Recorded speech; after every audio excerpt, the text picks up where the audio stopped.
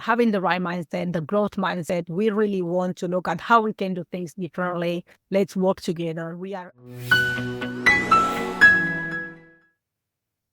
Welcome, everybody, to Sally Speaks Mindset. I'm your host, Sally Arkell-Bowles, and this podcast is really dedicated to empowering you, women that are midlife and younger, to rediscover their purpose, their passion, and their joy. And I'm really here to guide you through stepping out of your day-to-day routine and reigniting the spark for life that you have. And it's probably dimmed over time.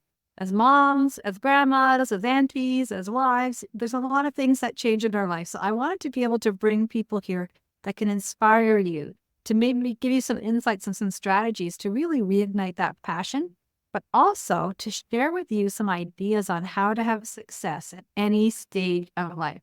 And today I am thrilled to have Laia Sastre here. And Laia has an incredible story. He has really had the opportunity to move abroad from Spain all the way over to New Zealand. Now, that's a massive move, Laia. But let me tell you a little bit about what she does first. So she's a dedicated business manager specializing in helping founders and CEOs of growing businesses to scale up efficiently and effectively. And I know a lot of entrepreneurs that I'm associated with have a really difficult time with that particular piece. And Laia is the expert. She has a deep passion for business management, operational efficiency, all the things that I think are boring in business. But Laia is amazing with it. And optimizing those systems and processes. She partners with her clients to streamline their operations. And this enables us as entrepreneurs to really focus on our core strengths and the things that we love to do, while she helps us in the background to really move forward in our businesses. So welcome, Laia. Thank you, Sally, for having me. Here. It's a pleasure to be with all of you today. Oh, awesome. Thank you. You look amazing. And I know it's very early in the morning there in New Zealand, and it's later in the day for me here in Montreal and Canada. But I wanted to start off by just saying, I'm so incredibly impressed by you having lived and grown up in Spain, being very successful in the corporate world, falling in love, moving to New Zealand, and then deciding you're going to start your business. So tell me about that journey and what's that experience meant to you, and what happened in your life that created it? Wow, it seems that it happened yesterday, but it's actually been 11 years. This past April that I landed in Auckland. Well, I landed in Christchurch in the South Island in New Zealand, and now I live in Auckland. But I left Spain 12 years ago. So what happened is, actually, that's a little secret of mine. In addition to my corporate career, back in the day in my 20s, I studied communications and journalism. So I was working on the TV news. Oh. And while working on the TV news, I spent 4 or 5 years working on the TV news. I was on the weekend, news, working crazy hours, weekends, all times you can imagine. And one day I decided I just wanted to do something different, but I didn't know what that was going to be. So I took a gap year before coming to New Zealand. I took a gap year in the UK where I learned English for a year, and I met my partner, who is the person that brought me all the way here. A lad from New Zealand living in London, and that's how the opportunity to come to New Zealand arose. So when I came here, I never thought it was going to be for 11 years. But it's been that long. So I came all the way here, and I had to start from the bottom because, imagine, Spanish girl, my English was getting better by, learning English, trying to get into communications and media. That is the experience that I had. Now I will get a job. Now I will give me a job because and actually was in the South Island where the media market was very, very small.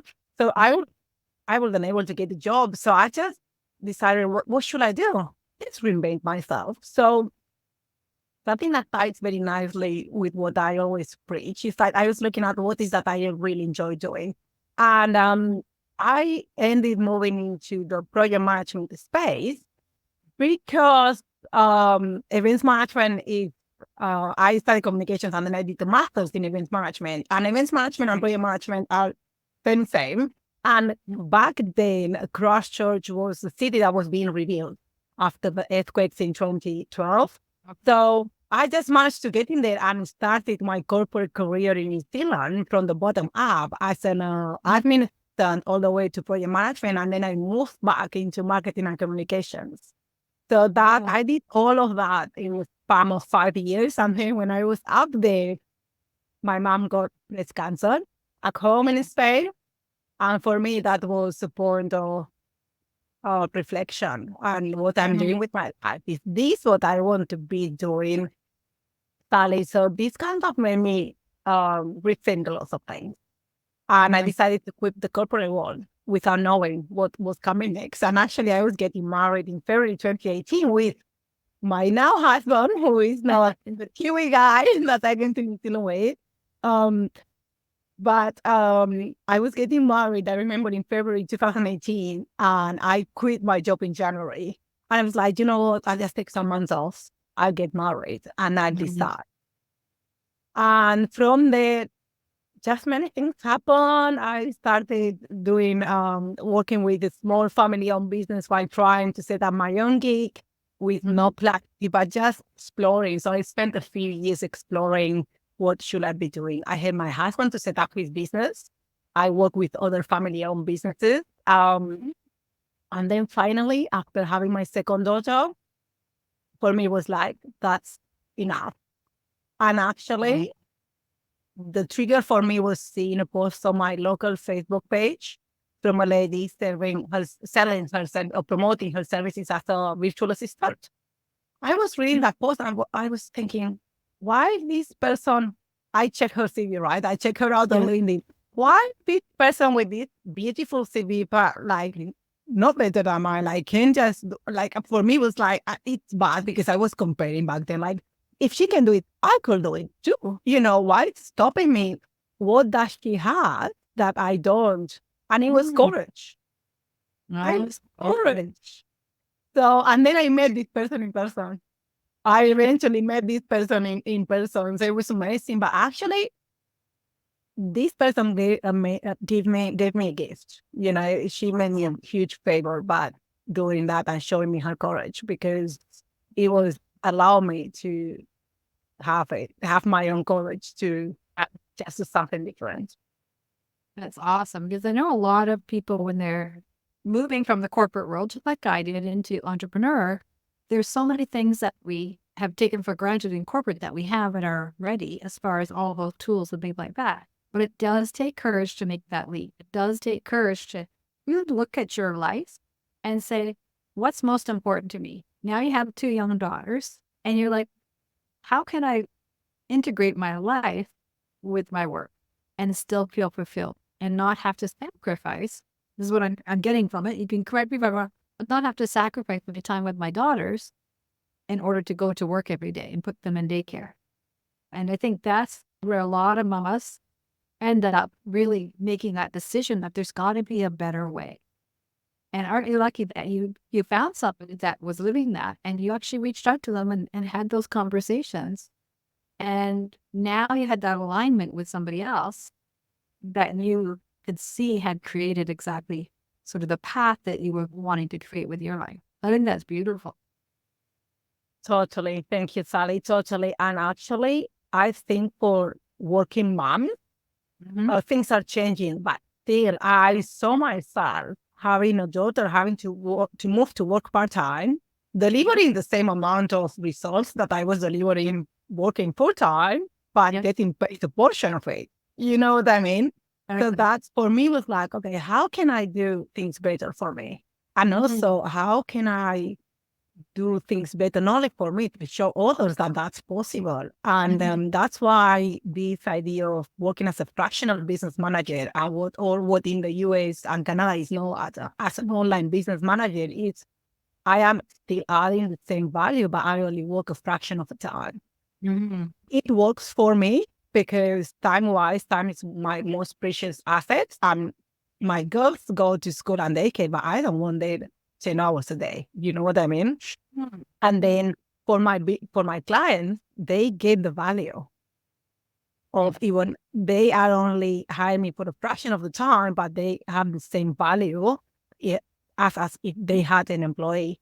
And probably the people that I work with, they are at this stage where they are not able to invest in a full-time employee yet. So I am this transitional person. Like I transition them from where they are growing to the stage that they are able to hire that full-time business or operations manager. And so it's a win-win situation. They get all the value for the fractional portion of the cost, and I get I would say the investment, like the financial investment that they are making on me for the fraction of my time, which is just great. That's awesome. And I think that there's so many moms that need that. I mean, I grew up in an era where we really didn't have that as an option, that we could really do a lot of that, or at least it wasn't as evident today or then as it is today, as far as a lot of moms actually being able to find that, because we do a lot of our work online now. We can work with anybody globally. But that wasn't available really for me at the time when I was in that stage. It was always the corporate. So, but it was always important for me as a mom to make sure that I didn't give all of my time to my corporate, that I actually had the times. I only had one son, and I wanted to make sure that I had the time with him. But I really was able to, and I know this is hard for a lot of people, I was able to turn off work when I came home and be fully present. And so that was a big difference for me back then, is to be able to raise my son, but know that I could be present with him as soon as I left office. And so, that piece of it is really important. And I hear that from you as well. It's like, I can give my clients as much as they need to be really successful in a shorter period of time than I was doing in the corporate world, and then be present when my girls come home from school and be there for them. And, you and I have a close relationship in a couple of different groups that we're involved in. And sometimes the girls are on camera in our more casual networking groups. And that's okay. You know what? That's real life. And I want people to understand that real life is okay. And that's very important because you told me one of the first few times that we met, like, give yourself permission, like that. And I was one of these high performing or high achieving professionals that when I became a mom, something big shifted within me. And I wanted to still cover for it all. I do it all. Like I wanted to be, 200% present at home and in my work. And I just didn't have the energy and the time to keep doing things the same way. So I just had to find different ways. But reality is that there is no such thing as a personal, like as a work-life balance. I hear now all the time people talking about that out there. Just find your work-life balance. I'm sorry, when you have two under fives, this is not how it works. You just can't find that balance. But what you can do is to work around how you approach things. And honestly, mindset work has been a life-changing for me, but it's how you approach things. So instead of trying to separate both of them, you can integrate both of them. And that's right. Like my daughter was very sick a few weeks back, and she was crying, and I just how can I brought her with me into our networking group, a more casual one. And that week, I had to take the whole week off work. But I could do it because I made the decision to do it. But it's so important to understand that we can integrate both of them, work and life. They don't have to be exclusive. And this is, as you said, this is life, real life. Yeah, and I mean, that's why we have children. How fun it is to be able to be with Hopefully more than when they need us, right? And, having been a high performer in corporate as well, it was, keeping that momentum going while I was still managing the home. And so understanding that we have those options to be able to make those decisions and give ourselves permission to be present when we need to be present in different things, and then come up with other options. So now tell me about your ideal client. What is it that your ideal client comes to you for? Client is someone that I admit I work with lots of coaches and consultants. And what I love the most about working in the coaching space, and those coaching businesses are businesses that they have big programs with corporates, so like they deliver big programs for bigger companies. But it's how much I learn from them and the work they do. But they come to me because their son of genius or their natural talents lie around coaching, whatever field they are coaching in. And they really understand that they need to have the time and the space to focus on that while the business keeps running smoothly. So I just jump in there and like looking where they are now, where they want to be, and set the right foundation in the business operationally to go from A to B. And most of the time I keep working with them in the background, making sure that everything runs smoothly. But what I love is that they are able to focus on what they love doing. And I am able to be on my eye of genius because I am an implementer. Like my strength lies around strategic planning and implementation. And I have so much joy and fun out of it. That's why people usually hate operations and that stuff. But you just give me, your strategy, and I love doing all the planning and implementation for you. It's where I get the joy and energizes me. So I love working with those people that they are ready to delegate, that they understand that they need to be focusing on growing the business or increasing the products that they are going to deliver or the services, whatever it is that they want to focus. And they trust me. That's a partnership. So I am learning so much about the business that I treat the business like if it's mine. So I just make sure in the background that things are happening in the business to allow growth. And yeah, there are lots of things, I can go into the technicalities of operational efficiency and let's work more efficient, like all the nitty gritty. But basically what I do is I add value to the business through giving them peace of mind. So they don't have to worry about things running in the business while they're away, for example, or they're busy delivering client work. Yeah, or they're allowed to now do the things that they love doing, as opposed to the things that they find are those struggles or those things that just take your energy down, and therefore you're not productive, and it takes you way longer to do it yourself than to hire someone like you. So it's important to understand as we're moving through our business that it is an essential piece of any business to have that business management and that strategy in place so that you can put your time where you need to put your time. And I think a lot of people, and especially in the coaching and consultant industry, have come from a corporate career of some sort, typically, and now they're solopreneurs and they're trying to figure out all the pieces. And oftentimes that gets very, very overwhelming. And so to find someone like yourself to be able to say, okay, so let's talk about this and let's put this process and system in place. What do you find is the biggest fear of people coming to you as far as wanting to get these things in place? What I see often is that not everyone is ready to let go and delegate. As a solopreneur, especially if you are moving from the corporate world, and I'm talking because I've been there. Yes. So for me, it was a big struggle to shift my mindset around not doing it all and delegating and trusting that others are going to do as good job as I do. This thing, this inner voice telling you no one is going to do the job or the work as well as you do, right?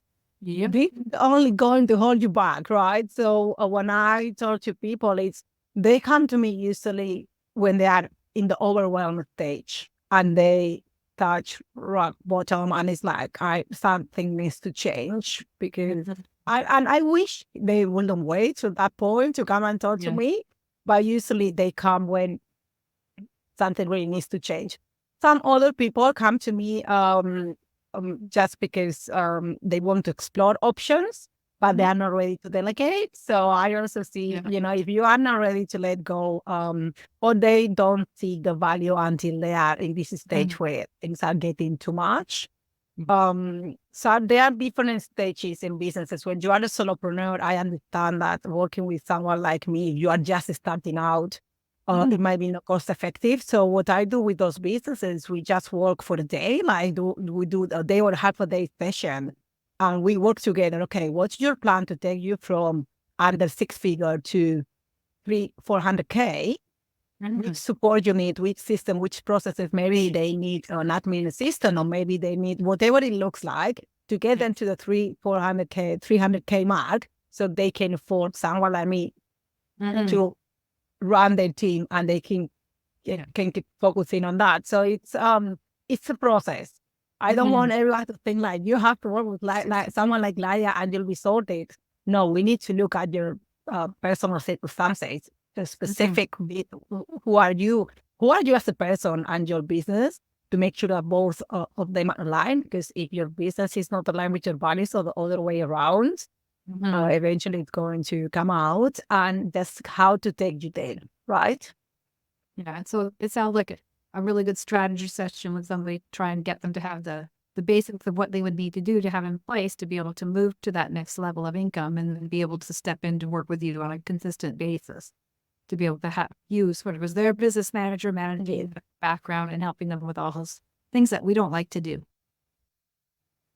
And I agree. We don't like to do everything. And one thing I realized is early this year, and I applied to my business, is like when I fully understood where my natural talent lied, but I realized I was spending so much time doing things that I am very competent at, but they don't give me joy.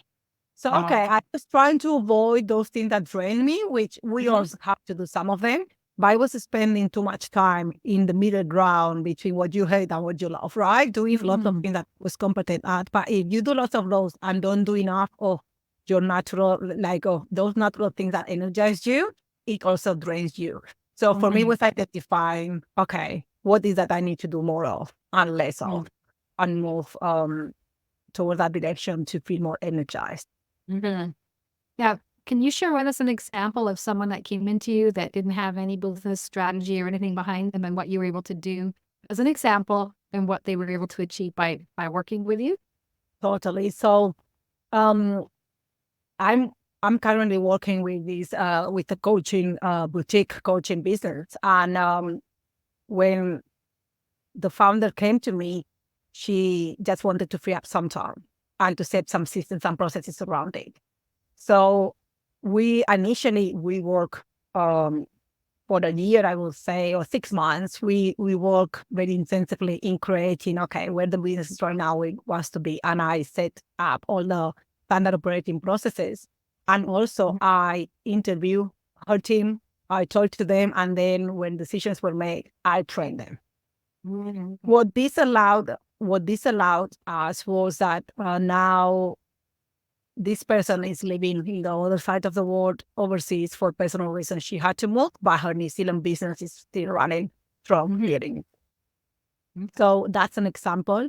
And that was a couple of years ago. So of course, as I work with people, I adjust the packages. Now they need me for less time. But what this is giving her is the peace of mind that being in the other side of the world, her business in New Zealand is still running, her team is running, and everything is happening very smoothly. So that's a clear example of what can happen. And actually, she's working a lot less hours on her business right now. Oh, awesome. And enjoying her life, I presume. I hope so. Yeah. Now, if someone was looking for a strategic business partner like yourself, what would be some of the key things that you would suggest that they look? What should they be looking for if they're about to hire someone like you? So I always say that look at where your business is right now. If to work with me and make it viable for both of us in the long term, those are businesses that they have a proven business model that has been operating for some time. It's a proven business model with a revenue of around 200-300K, and they are ready to step up to the $500,000 and up.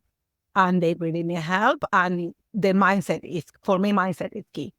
They have this growth vision, and they really want a strategic partner with them to just work the journey alongside.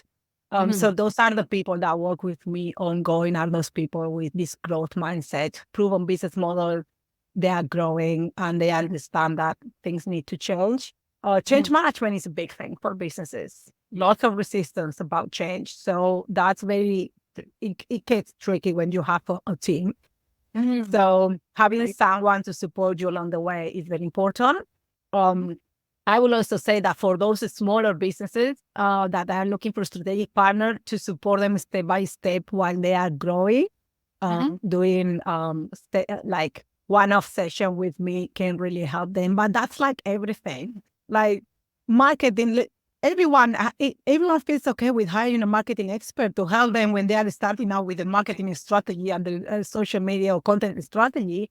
So what I do is not different to that. You know what I mean? Sometimes you need the expert to guide you while you get to the point where you can afford having someone in-house or for, or as a ongoing. But it's basically, for me, it's having the right mindset, the growth mindset. We really want to look at how we can do things differently. Let's work together. This is a partnership, how we can get. Yeah. So it sounds to me like, you're working with people that have gotten to a certain level of success, which was fabulous for them. Maybe meeting what their previous salary was, maybe it's a little bit more, but what they're looking to do is really scale and scale quicker to get to that next level and to really up their prosperity and their abundance and really build a bigger organization or bigger client base, etc. So once they get to that point, they're looking for somebody that has the expertise to really move them forward faster and someone that can identify, what's working and where the gaps are. Totally. And this comes in parallel with their sales strategy plan.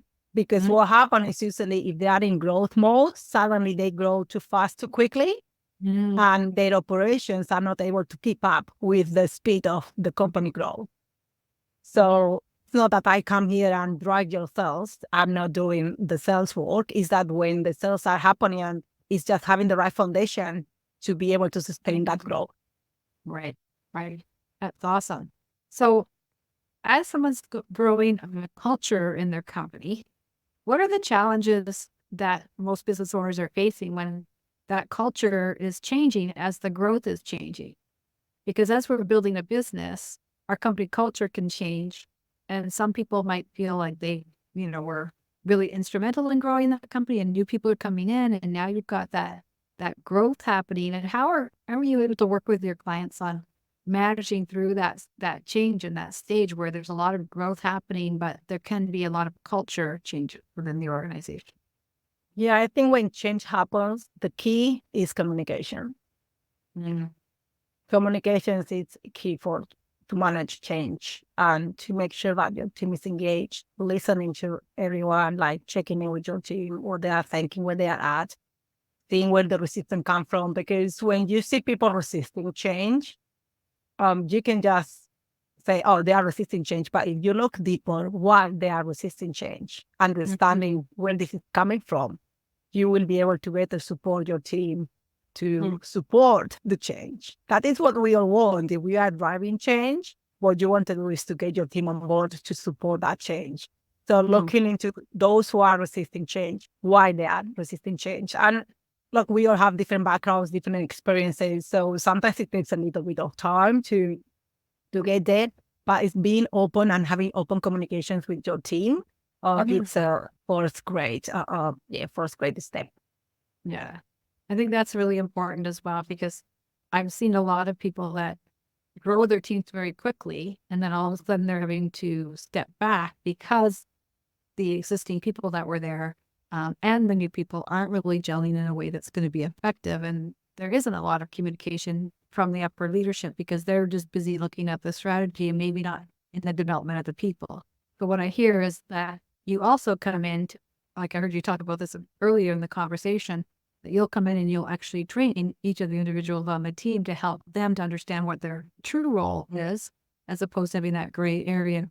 I would like to do that. No, this is what you're really doing. So I think that's an important critical piece of it as well, because having worked in corporate for so many years myself, I saw that in large organizations as well, that the communication wasn't there, and a lot of people had different expectations at all the different levels, and therefore conflict and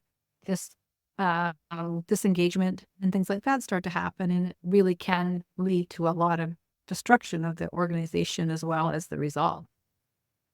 Totally. Onboarding is key. So having a strong onboarding process, which many companies are lacking of, and I'm not talking only about big companies, it's small companies as well, because especially if they are growing too quickly and they are start hiring very quickly, they don't have the time and energy maybe to set the right structure to onboard people, and it becomes very messy. And as you said, misalignment between expectations and what the roles are. And so I think that's something that I work with my clients is looking at, okay, how you have been doing your onboarding until now, if you have a team, and reviewing it, what has been working, what has not, and create a strong and solid onboarding process that is going to retain your employees or your staff. Because having a pleasant onboarding experience is a recipe for success and retaining your staff. If someone is starting a company and their experience getting started and then it's not good, you have high chances of, when something else comes, they are going to leave. So onboarding is very, very important. Even if you don't have a big team yet, or even if you are now starting to grow a team, now it's the time to think about how you want to onboard your people. And it doesn't have to be too complicated. It's just having, the few things that need to be ticked for them when they start, so they feel seen, they feel heard, and they feel supported. It's awesome. Because I think that it is very important for anybody in any career to feel that they have that support and that they've been heard within their organization. But one of the things I wanted to really talk about is, how do you work with your clients to reframe their thinking about time investment versus time consumption? Wow, that's very, very interesting. Yeah, that's a big one. Every person is different, so I take a very personalized approach. But one thing that I always invite people to do is to, when I start working with, usually I work with the founder of the CEO, right? It's like, I invite them to track their time to fully understand where the time is going. And I'm not talking about just starting your clock and saying I work from 8 till 6. No, it's like from 8 till 8:15, I check my emails. Then I had to do a 1 hour of team meeting. And then I had to go and, help with this project. Want them to fully understand where their time is going, because if they have a whole picture of where the time is going, we can understand if they are spending the time in the right place or not. And then I always use numbers, if possible. I always ask them, how much do you charge your clients for your chargeable time, right? And I just run some numbers to show them how much they could be saving if instead of spending the time in certain areas of the business, they will invest the time in other areas of the business versus the investment that they are making with me. Yeah. So it's just showing them with numbers, how much the investment to work with someone like me is, and how much money and time they can save. Yeah, because it's a no-brainer. Right? And most of us want to put more of our activities into a shorter period of time, so we have the freedom to live the life that we choose, and to have the time freedom to do the things that we want to do truly in our life and be with the people we want to be with. So that one is a really tough one, I think, for a lot of people, and especially if you come from a corporate environment, because in corporate, to move up, typically you're working longer, you're working harder, it's expected that you do those things. And, I know in all the businesses I've been in, it was that same flow. Right? The harder you work, the more hours you put in, the more successful you would be. And it's like, wow.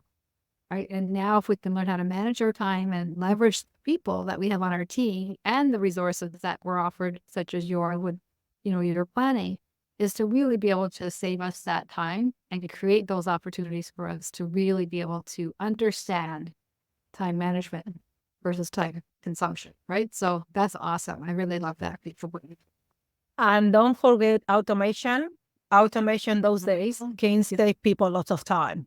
So there is no need anymore to spend hours in your emails. There is no need anymore to spend hours trying to coordinate your calendar. There is no need anymore to spend hours trying to filter leads, qualify leads. You know what I mean? There are tools out there that paired with systems and processes can save you lots of time, so you can choose where that time goes. You can choose that maybe you want to take time to travel or whatever hobbies you have, or maybe you want to reinvest it in your business, but doing more value based job, work. Yeah. So this has been really, really enlightening. And I hope that everybody that's listening today has really been able to understand the value of hiring someone like Laia, that's a business manager specializing in you as a founder, to be able to create the business that you really dream of and to scale to the level in which you choose to scale. Because I know in scaling, it's, you get to a certain plateau, then you stay there, and then you want to get to the next level, and so on and so on. So it's going to continue to grow. So in each level, you're going to need that advice. You're going to need those other set of eyes on your business. You're going to need someone like Laia to be able to really help you to move forward in your success. So I really appreciate your sharing so openly with us today. Now, how can people connect with you? So LinkedIn is the place to find me. So LinkedIn is a great place to start. I can give you my email address as well, laia@edm.nz. And also, I would like to offer all of you a little token as a token of appreciation for listening. I have a free simplification, a business simplification checklist, because I created this thinking that if we can all simplify our lives at home and at work, we'll allow more space Yes. to enjoy life. So I would like to also share that with you guys, and just let me know what you think. Thank you so much. So what we'll do is we'll put all of that information in the show notes. So we'll have all of Laia's contact information as well as the link to her free resource for you. And definitely check it out. If you're a business owner, if you're thinking about being a business owner, if you're at a stage where you're ready to scale, make sure that you connect and have a conversation with Laia. She's very open to meeting with anybody and having that conversation to really get to know you first, because I know she's very aware of not everybody's going to be the ideal client. And she'll be very honest with you about that. But when you are someone that she really knows that she can help you to move that needle, she will tell you and she will be able to guide you and support you in that growth. So thank you so much for joining us today, Laia. I really appreciate it. Thank you, Sally, for having me. My pleasure.